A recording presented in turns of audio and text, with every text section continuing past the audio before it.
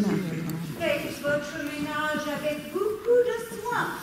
Essuyez les tableaux, balayez dans les coins, et veuillez vous résigner à ne pas conserver une toile d'araignée. Car en dépit des apparences, ça n'a pas la valeur qu'on s'imagine en France. Je suis de votre avis, ma fille. À faire, évidemment, c'est difficile et long. Mais croyez-moi, si c'est charmant dans les charmilles, ça fait ça dans les salons. Donc, coupe de toile d'araignée. Nous avons ajouté Madame la Préfète. Je veux une maison très propre et très soignée. Ces fleurs lui donneront un petit air de fête. Et considérez bien que c'est sur votre tête que la gloire rejaillira. Car en rentrant ce soir à Nantes, émerveillé, elle dira chez les Combronnes, ils ont une bonne étonnante. Sur le claron que je préfère, avez-vous déjà mis vos petits gâteaux? Mais vous l'avez fait beaucoup trop tôt. C'était la chose à ne pas faire. Sitôt sortis de leur boîte, les petits gâteaux secs deviennent moites.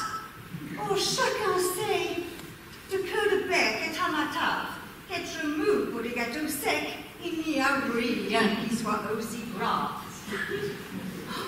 Quand c'est sans être sec comme du bois de teck, ou bien comme du edge, mais les petits gâteaux secs, ils n'ont plus leur raison d'être. Oh, et la citronnade, et l'orgeat, vous avez dû les mettre à réfléchir déjà. Ah non? Tiens, faites-en le serment, ça m'étonne bien. Eh bien, vous aurez dû le faire, justement. Oh, are you so stupid? Stupide veut dire bête. En français aussi, d'ailleurs. Je l'entends ici, la préfète, disant, mais chez les Combronnes, c'est amusant comme tout. Quand les petits gâteaux secs sont un peu mous, les rafraîchissements, eux, en revanche, ils sont bouillantes.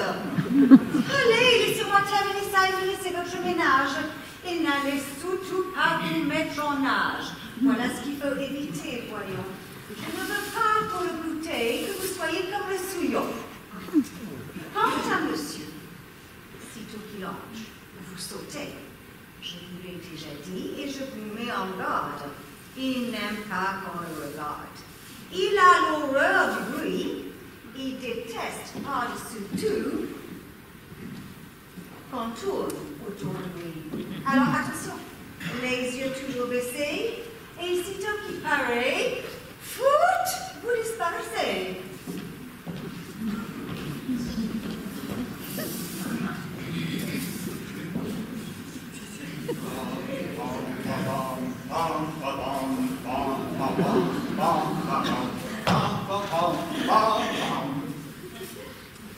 Gardez-vous!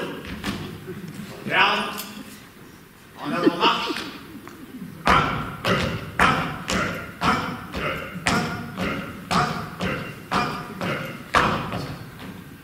Rompez les rangs.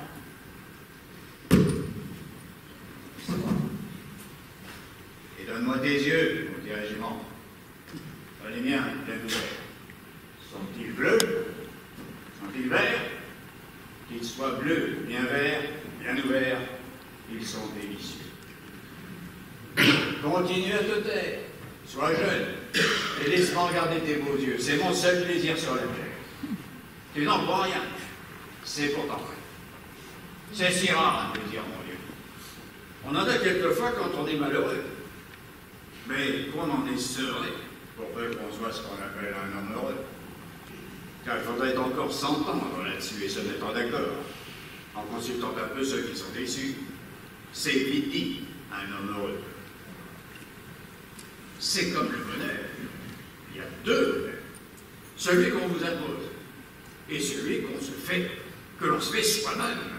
Ah, le second, le bonheur, il est parfait. Et celui-là, je l'aime. Mais le premier, c'est autre chose.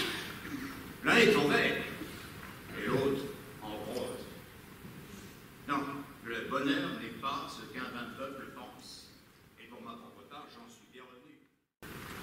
Il est considéré comme une récompense, mais quand on a connu durant sa vie d'immenses joies, il est certain bonheur bourgeois dont je comprends qu'on se dispense, et que bien à tort on en vit, car si c'est une récompense, elle est seule, à mon avis. On prétend que l'argent ne fait pas le bonheur, et ma foi j'en ai peur. Bien qu'il y contribue. Mais le bonheur non plus ne fait pas le bonheur. Et l'ennui du bonheur, c'est d'être continu, impitoyable et fade. On croit que le bonheur, c'est d'être bien portant, alors que l'important, c'est de cesser d'être malade. J'aime le calme après l'orage, et le port après le naufrage. J'aime aussi le calme après un long débat, tout comme l'armistice à la fin des batailles.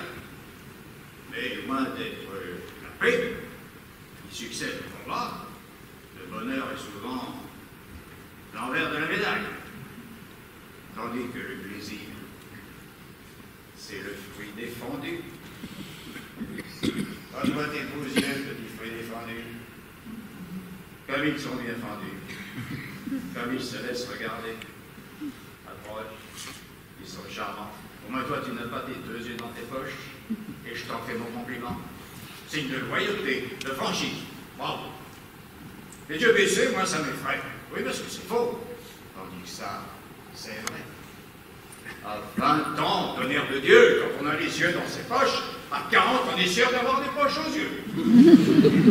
Bien, approche. Encore, approche.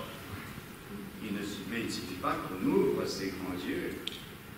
Encore faut-il qu'on ait dedans quelque chose qui soit persuasif, ardent. Or, petite servante, admirez mon orgueil. Je crois que vous avez quelque chose dans l'œil. Je dis, je crois qu'elle a quelque chose dans l'œil. Mais hélas, ma vue n'est pas bonne. Voudriez-vous souffler dans l'œil de votre bonne? Moi, ça me gêne un peu. Non, ce n'est pas la peine. Elle n'a qu'à baisser les yeux, ça s'en ira.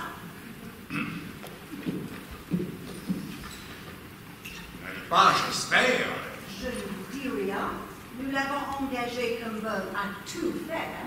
Et vous croyez peut-être obligé de prendre les choses au pied de la lettre. Vous faites fausse route en ce moment, Mary. Laissez-moi vous le dire.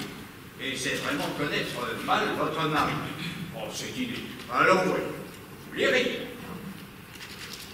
Comment la trouvez-vous? La bonne? Un peu marquée. Marquée? Elle n'a que 20 ans. Vous me faites remarquer. D'ailleurs, sous mon ventre, et le bon Dieu m'en est témoin, qu'elle ait 20 ans, qu'elle en ait plus, qu'elle en ait moins, ça ne sera jamais pour moi qu'une servante. À ce sujet, je ne crains pas que l'on m'observe. Mais non que je conserve, elle est servante. Il est normal qu'elle me serve. Voyez mon existence, et convenez que les distances ont nul lieu que moi de les observer en toute occasion. Tenez même, je vais plus loin. Qu'elle soit laide ou bien jolie, vous pourriez au besoin la mettre dans mon lit, et que je n'y ferai pas la moindre attention. Il n'en est pas question. Mais puisqu'on parle d'elle, je ne sais même plus d'ailleurs quel est son nom. Adèle. Adèle? Oui, elle s'appelle aussi Nanon. C'est à peu près pareil, mais je préfère encore Nanon. Eh bien, Nanon, vous ne croyez pas un peu dur d'oreille? Je n'ai pas cette impression. Alors elle est muette. Il ne me semble pas. Alors c'est qu'elle est bête. Pour quelle raison? Elle ne dit jamais un mot, ni oui ni non. Quand une bonne parle, un jour, elle vous répond. Et pourquoi? Vous voulez causer avec elle? Mais non, je ne vois pas causant avec Nanon. Il ne faut pas pousser les choses à l'extrême.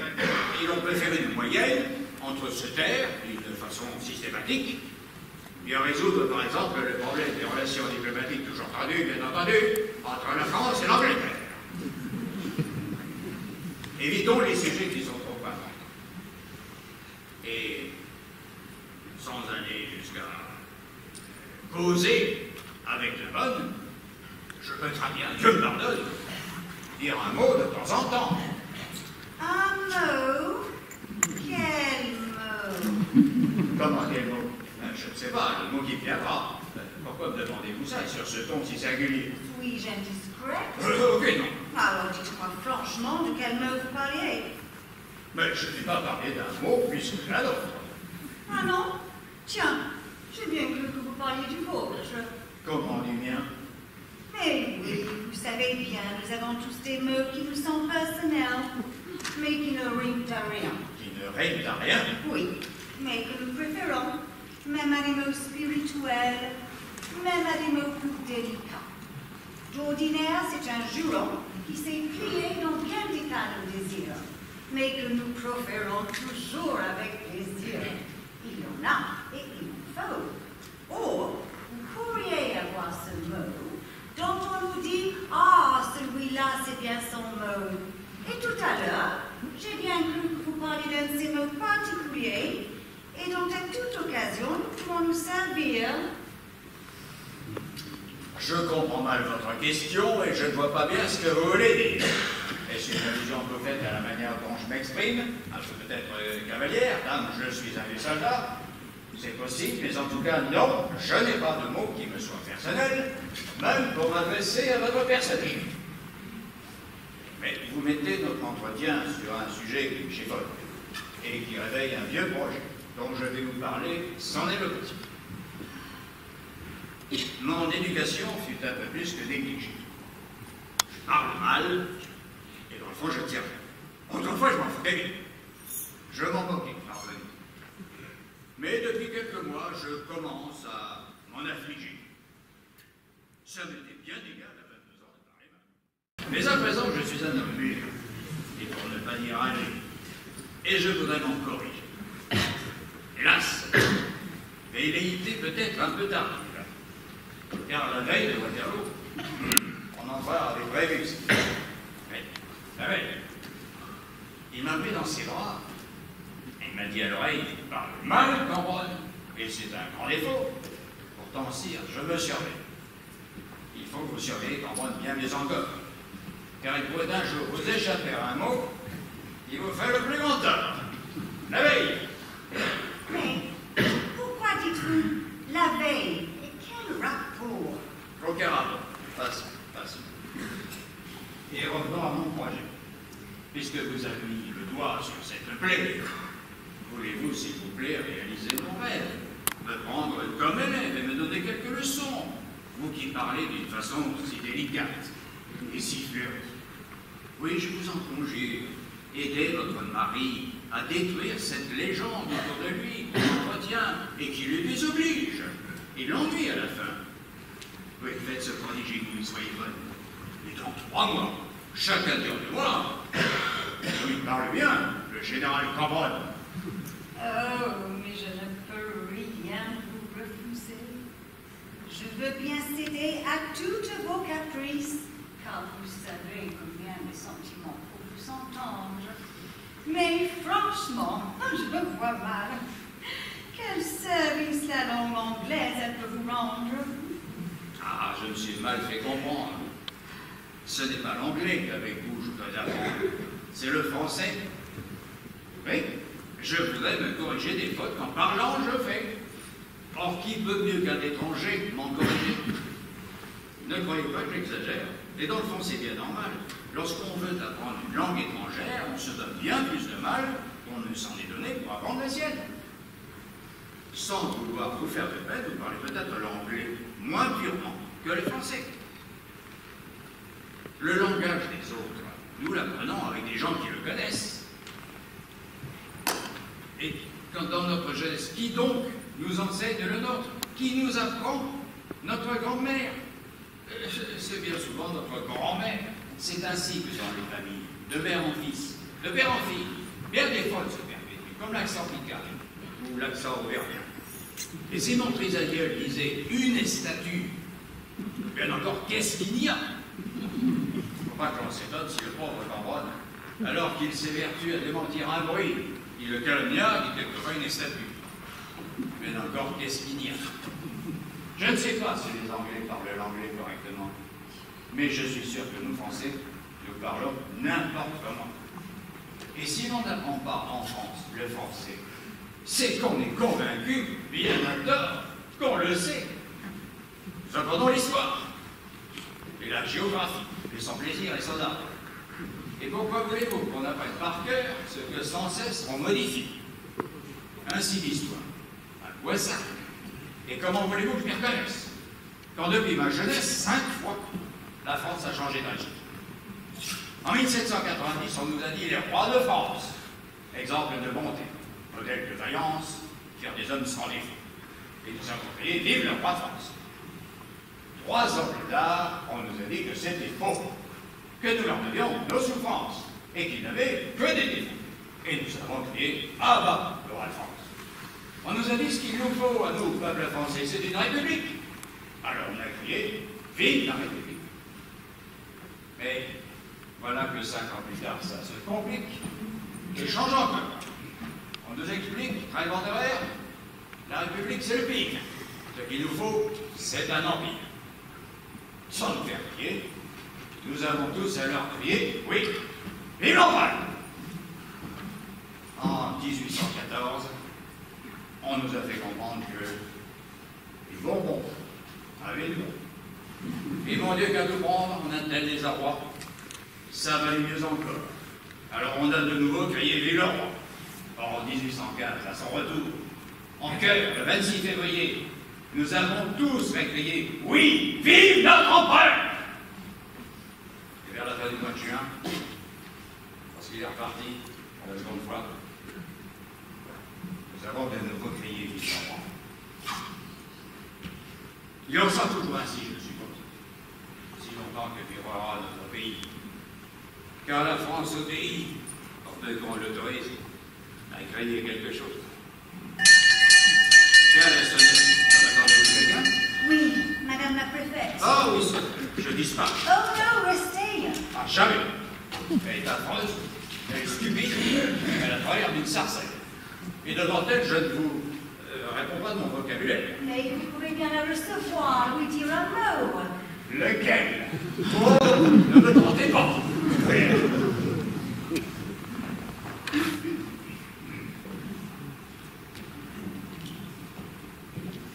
Bonjour, madame. Bonjour, madame la préfète. Asseyez-vous, je vous en prie. Comment vous portez-vous, madame la préfète? Mieux que pas mal. Mais, madame la générale, je ne vois pas votre mari. Oh, hélas, le malheureux. Il se faisait une fête aujourd'hui de vous rencontrer, mais ses vieilles douleurs l'obligent à garder la chambre. Il est navré, il me répétait encore tout à l'heure. Du chocolat? Du thé? De l'eau jaune? Des gâteaux? Non, merci, j'ai goûté déjà. Même pas un petit gâteau? Pour vous faire plaisir.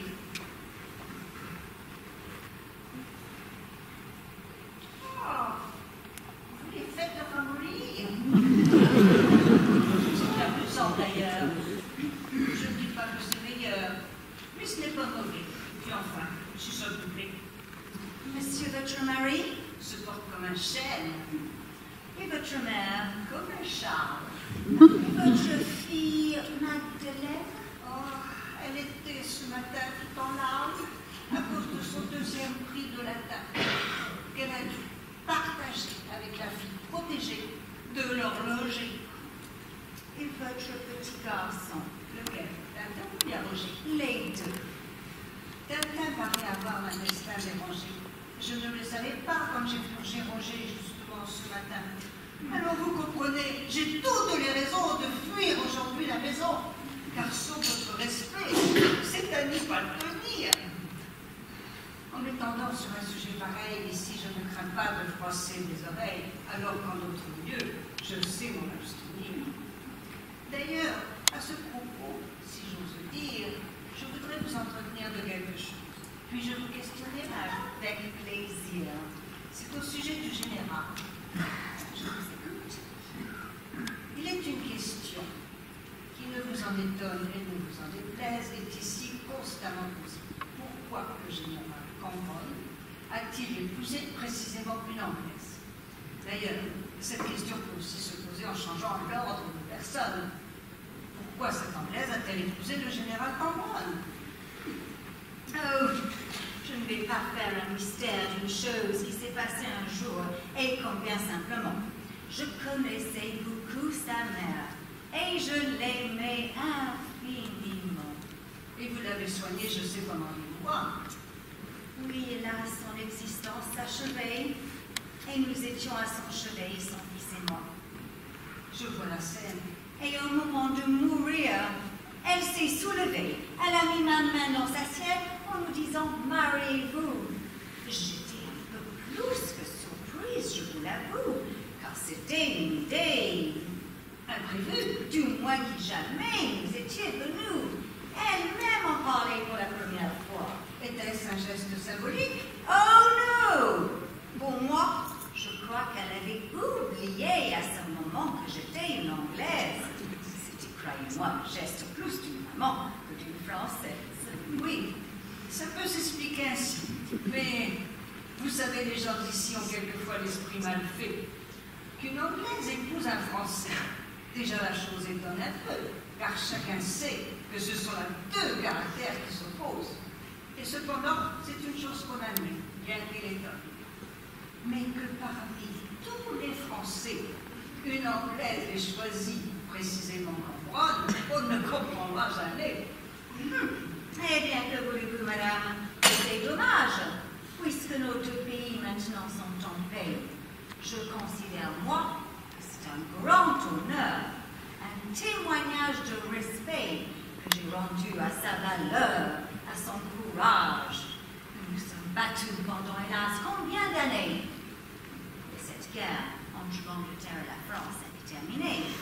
Et cette paix qu'on a signée, elle met bien un terme à nos discordes, aussi bien qu'elle met un terme à nos souffrances. Assurément. Et chacun s'accorde à reconnaître maintenant que nous avons le droit de penser nos blessures. Eh oui, bien sûr. Et d'oublier nos mots. Ah, ça, nos mots. Vous touchez justement le point si délicat. Et ça dépend cela de la façon précisément d'écrire le mot « mot ». Si vous l'écrivez « mot », Emmaüs, alors nous sommes bien d'accord. Et il faut oublier les mots qu'on a souffert. Mais si vous écrivez « M-O-D-S », j'avoue que c'est une autre affaire. Et je me trouve alors, madame, en incomplet désaccord avec vous. Car n'est-ce pas le mot, le fameux mot, qu'il a lâché sans le mâcher, heureusement? Encore ce mot. Comment pouvez-vous l'oublier? Toujours ce mot. Mais cependant, ne soyons pas plus royalistes que le roi. Vous l'oubliez, c'est votre droit. Et nous serions bien malvenus de nous mêler de vos affaires. Oui, s'il venait d'être battu, comme disait Molière, au fond c'est votre droit. Je le répète encore. Et sur ce point final, nous voilà bien d'accord. Passe. À très bientôt. Soyez heureuses et transmettez au général les vœux que nous formons pour la fin de son mal. J'ai bien dit de son mal et non pas de ses mots.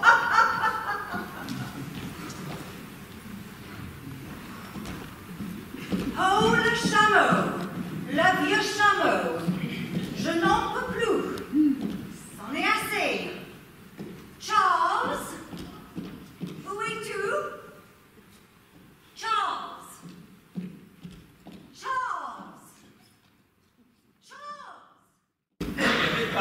Pars, je suis là. Je suis dit ton place.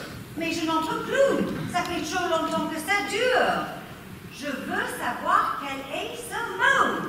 Qu'est-ce que c'est que votre mot? Ça recommence alors? Et non, ça continue. Et maintenant, je suis à plus de patience. Tantôt, j'étais gênée, je n'ai pas voulu trop insister, mais maintenant, je n'en peux plus. Voilà trop longtemps que ça dure. Que l'on me rit au nez, que l'on me met à la torture avec ce mot damné. Calmez-vous, je vous en conjure. Je veux bien me calmer, mais mon ami, si vous m'aimez, dites-moi vite quel est ce mot fameux et redouté, auquel c'est votre nom qu'on donne. pas savoir le citer, et dont on dit tout simplement « Oh, c'est le mot de Pomerol », et qui déclenche une gaieté que je sens de mauvais aloi. Voilà plus de 100 fois que les gens devant moi y font allusion. Et j'ai l'intention de la respecter, mais je n'en pousse pas l'autre. Et puisque c'est un mot dont on ne se sert plus, qu'il lui donne un autre nom, mais pas le vôtre. Combien de fois l'ai-je entendu? Que dans la rue encore, vous l'ayez entendu, chez des gens, vous m'étonnez. Vous étonne? Eh bien, tenez, chez la baronne de Grandcourt, le duc d'Enfeuille étant présent, l'on me raconte une anecdote l'autre jour. Une discussion entre deux paysans. Le premier disait ci, le deuxième disait ça. Vous voyez ça d'ici? On a répondu oui, l'autre lui répondait non. Et c'était long, et c'était long. Or, l'histoire doit toujours finir par un calembour, par un mot plaisant. Et moi, j'attendais le mot plaisant, non sans un peu d'émoi, car celui qui vous racontait cette dispute, soi-disant entre ces deux paysans, il s'adressait en parlant, de préférence, à moi. Pourquoi? Mais pour me faire demander comment la chose était finie. Oh, c'est une vieille procédé connue.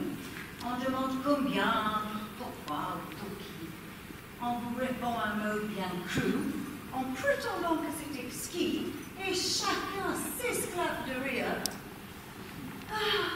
En prétendant que c'est exquis, justement. L'avez-vous demandé?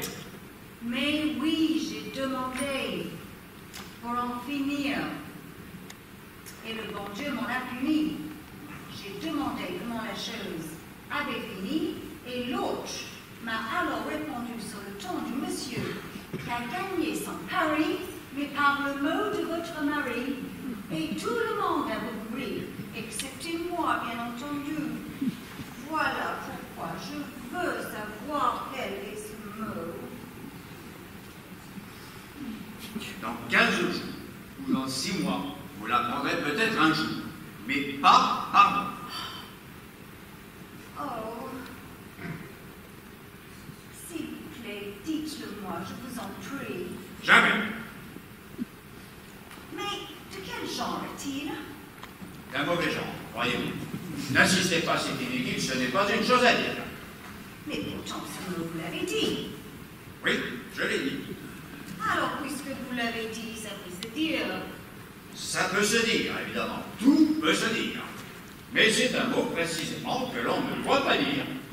Alors, pourquoi l'avez-vous dit? J'ai eu tort.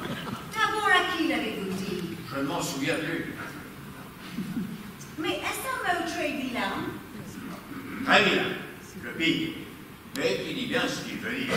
Et qu'est-ce qu'il veut dire? Il veut dire vous m'ennuyez, c'en est passé, là c'est fini. Mais dites-le-moi, puisque je vous ennuie. Non, et pourtant c'est pas l'envie qui me manque, bon Dieu. Et je me suis juré que jamais je prononcerai ce mot dorénavant, et je veux tenir mon serment. Oh, mais pourtant. Rien à faire. Alors, est-ce que c'est un gros mot que les Anglais peuvent comprendre? Je l'espère. Ou plutôt je le crains. Et, sans dire le mot, peut-être pouvez-vous me dire à quel endroit vous l'avez dit? À Waterloo. À Waterloo! Oh, mais alors, que des histoires et des mystères pour un mot qui n'est pas plus désobligeant pour l'Angleterre qu'il n'en est grossier. J'en connais qui sont bien plus vulgaires et qui n'ont pas ce ton qui sied aux vrais soldats. Ce sont des mots que l'on dit quand on monte à la charge. Mais que j'aime à pouvoir des idées aussi larges. J'irai même loin. C'est un mot magnifique. Pour moi, c'est mieux qu'un mot, car c'est une réplique. C'est la gorge qui meurt et qui ne se rend pas. Erreur, hélas, ce n'est pas ce mot-là. Ah non? Non, celui-là, je ne l'ai jamais dit. C'est un autre mot? Oui, Et cet autre mot, vous l'avez dit? et je l'ai même assez bien dit, je vous prie de le croire. Je l'ai dit une fois pour toutes, c'est fini. Non, ce n'est pas fini. Pas sans dire le mot, vous pouvez cependant raconter l'histoire. Ça, l'histoire du mot vraiment. Soit, allons-y. Et ne m'obligez pas pourtant à vous compter dans ce cercle de bois, de poteaux, de vallons, d'un pâle mort, mêlant les sombres bataillons. Un autre mieux que moi saura s'en acquitter. Pour la troisième fois, le général anglais me criait « Rendez-vous !» J'étais très en colère. Or, il est singulier ce mot, ce vilain mot, quand on est en colère. La bouche s'arrondit, pour le dire. Elle a l'air de la gueule un peu d'un canon. L'autre continuait « Rendez-vous ! Rendez-vous !» Alors, au lieu de lui répondre « Non !» j'ai préféré, je vous l'avoue, lui dire le mot brutal et laid, et par la gueule du canon, il est parti comme un boulet. Donc ce n'est pas un mot très laid que ce soir-là qu'on fait chez Conféré. C'est un coup de canon de plus que j'ai tiré. Oh, Charles, soyez gentil, imitez le canon. Car c'est un mot qu'on n'admet pas, qu'on tolère quand il est dit dans la colère. Alors, si je te mettais en colère? Je m'y mettrai pas, ou bien je m'en irai. Ah, si j'étais très tendre alors? Je m'en irai plus vite encore, et pour bien vous punir, car ce serait très mal. Et si je te trompais? Ça me serait égal. J'aurais voulu l'entendre. Un jour, vous l'entendrez. Vous croyez? C'est fatal. Et comment voulez-vous que nous on l'évite? Les gens sont si grossiers, ma chère. Et d'autre part, c'est un mot qui sort assez vite quand il parle. Et si quelqu'un devant moi le laissait s'en aller? Je ne manquerai pas de vous le signaler. Peut-être en aurez-vous bientôt l'occasion. Oh, ça ne doit pas être un mot bien effrayant. Conservez vos illusions. Oh, les illusions. Lorsque l'on en âge, vous savez, il est indifférent. Vous savez bien qu'on les perd. Qu'on les perde. Oui, j'ai bien dit qu'on les perd. Oh, j'ai bien entendu. Et cependant, malgré cette perche tendue... Quelle perche tendue? Je ne comprends pas, là. Tais-toi! Quoi? Ce n'est pas normal qu'on les perde? Ce mot ne sera pas prononcé sur mon doigt, bien que tu m'aies tendu, ça réunit. Oh! Le voilà, tant mieux! Ah, j'en pouvais plus. La vérité sort de la bouche des enfants. Mais c'est lui? Mais oui, c'est lui. C'est ce mot triomphant qui m'est un terme à nos propos un peu tendus. Et je suis enchanté que tu les entendis. Je crois qu'après ce mot, on peut tirer l'échelle et fermer le rideau.